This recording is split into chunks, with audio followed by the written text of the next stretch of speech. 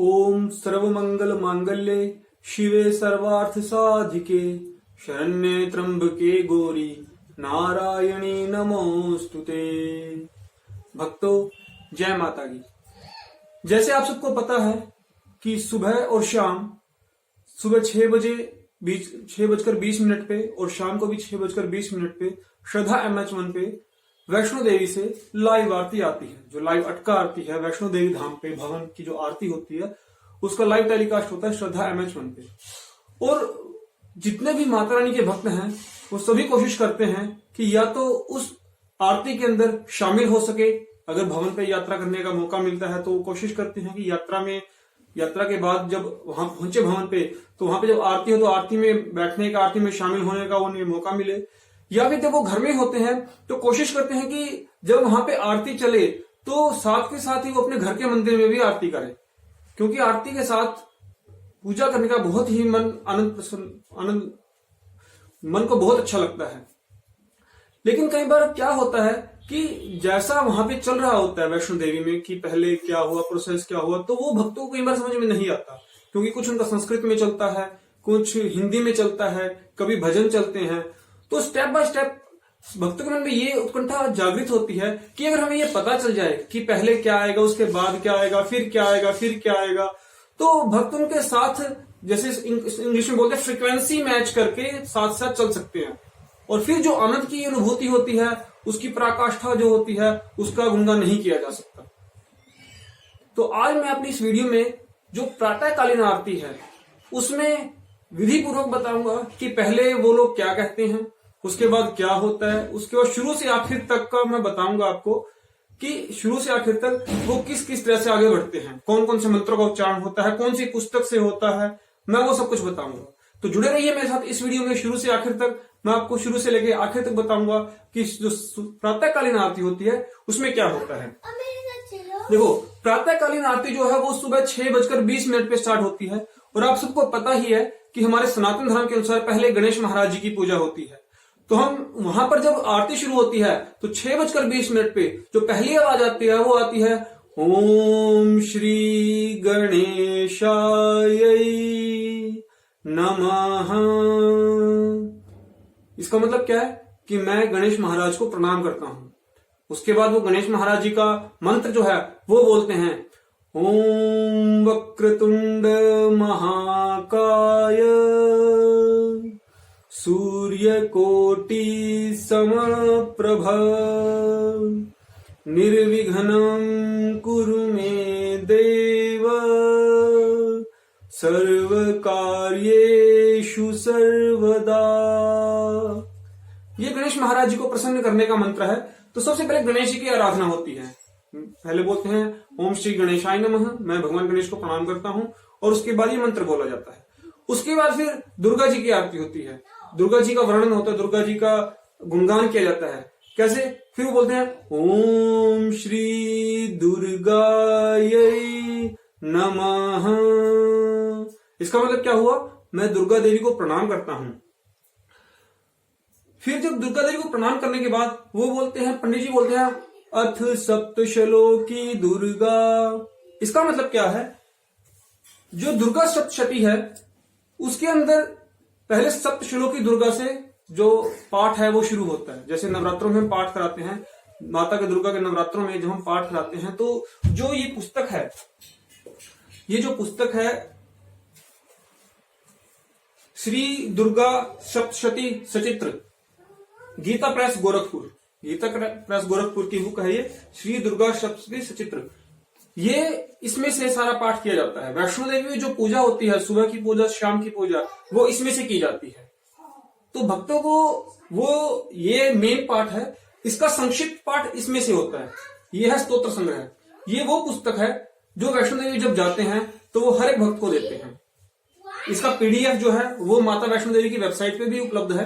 तो आप चाहें तो वहां से PDF डाउनलोड करके उसका प्रिंट आउट लेके अपने पास रख सकते हैं, ताकि आप लोग भी आरती में शामिल हो सकें घर बैठे बैठे ही, और जो मंत्रोच्चारण वो कर रहे हैं उनके साथ साथ आप भी मंत्रोच्चारण कर सकें। तो पहले बोलते हैं वो अथ सप्तशलोकी दुर्गा।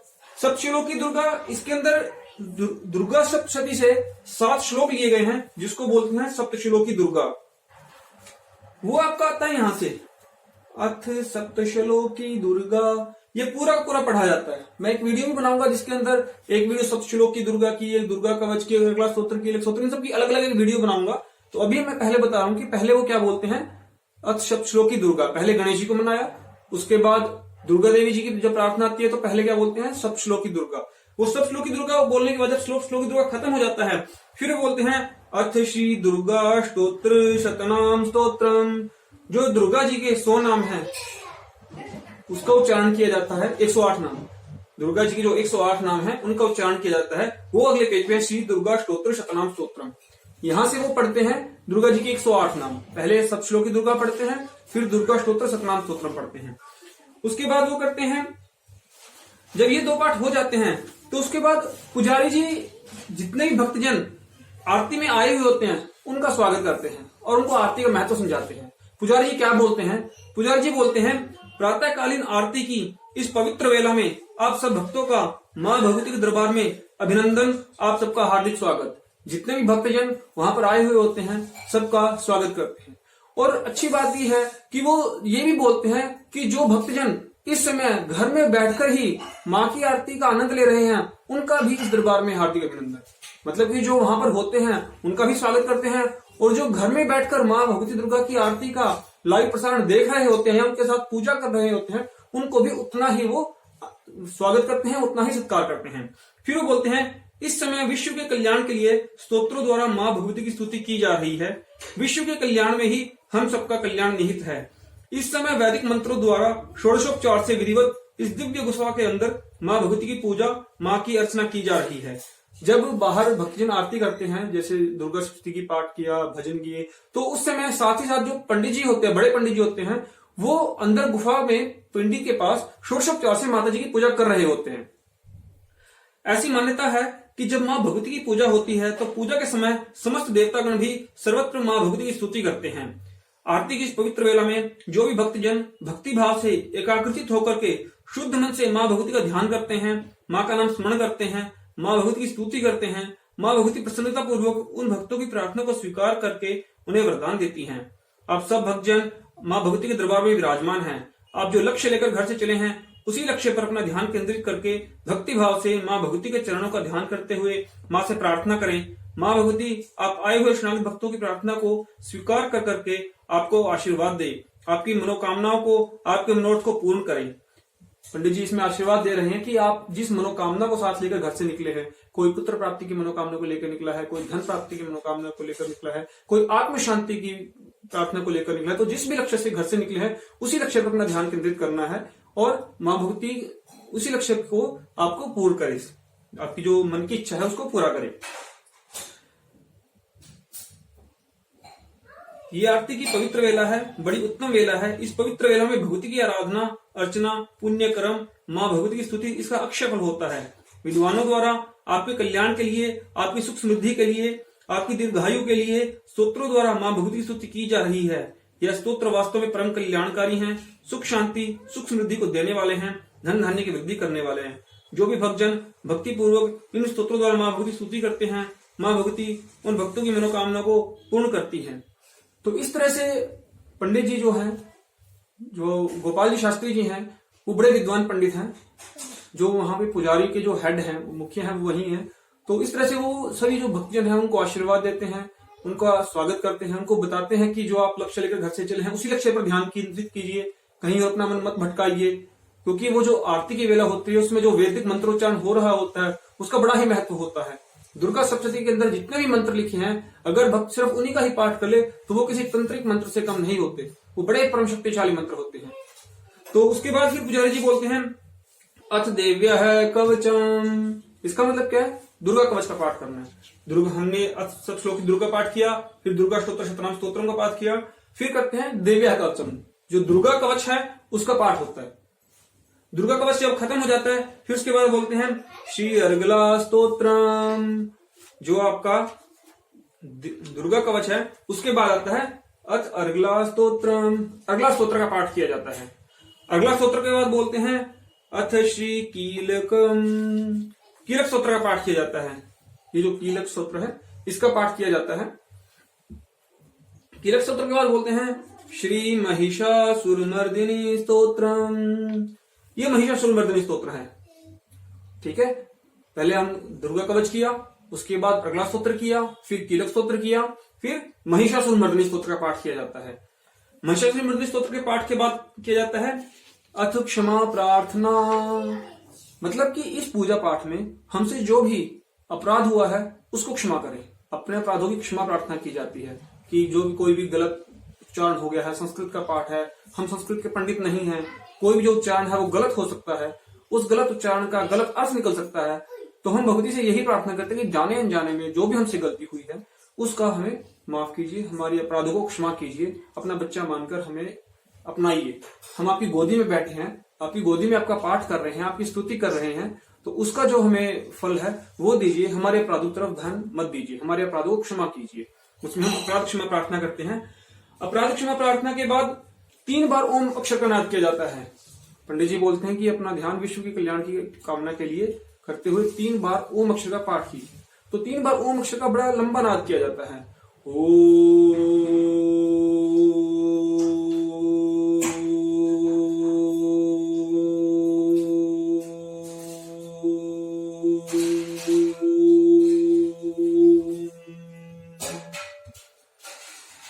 इस तरह लंबे स्वर के साथ 3 बार ओम अक्षर का पाठ किया जाता है। ओम का शब्द जब मैं वहां पे खुद गया हूं, वहां पे मैं शामिल हुआ उस आरती में, 2 बार मैं शामिल हुआ हूं। जब वहां पे इतने सारे भक्तजन बैठे होते हैं, कम से कम भी 200-250 आरती के समय भक्तजन एक साथ बैठे होते हैं, और जब वो 200-250 भक्तजन एक साथ जब ओम अक्षर का नाद करते हैं तो पूरा वातावरण आप अनुभूति नहीं कर सकते कितना पॉजिटिव एनर्जी उसमें वहां क्रिएट होती है। बहुत अच्छा लगता है वहां पे।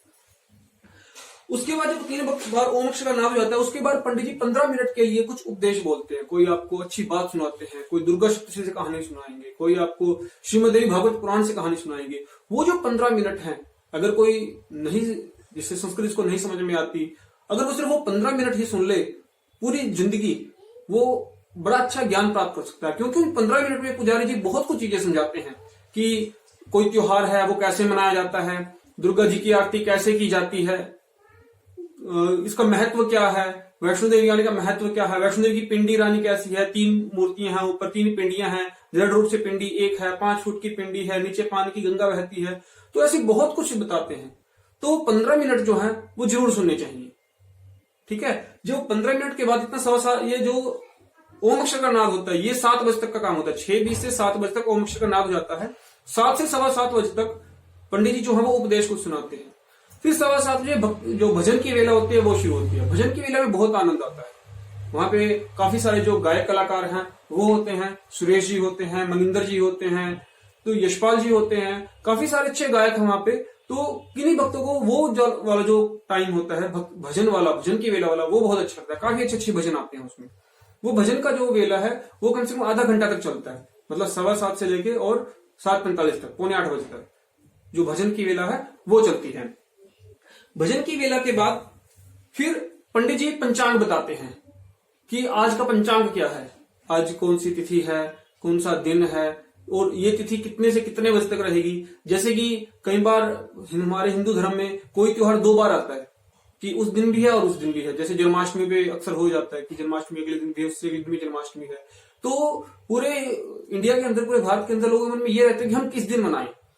तो उसके 2 तरीके होते हैं। या तो जो आपका समाज, जो आपकी कम्युनिटी जहां पर रह रहे हैं वहां पे जब मन रहा है आप उस दिन को मनाइए। या फिर जैसे मैं वैष्णो देवी की आरती सुनता हूँ, जो 7 से 7:15 बजे के बीच में पंडित जी उपदेश बताते हैं वो, और जो ये पंचांग बताते हैं भजन के बाद वो, ये 2 जरूर सुनने चाहिए।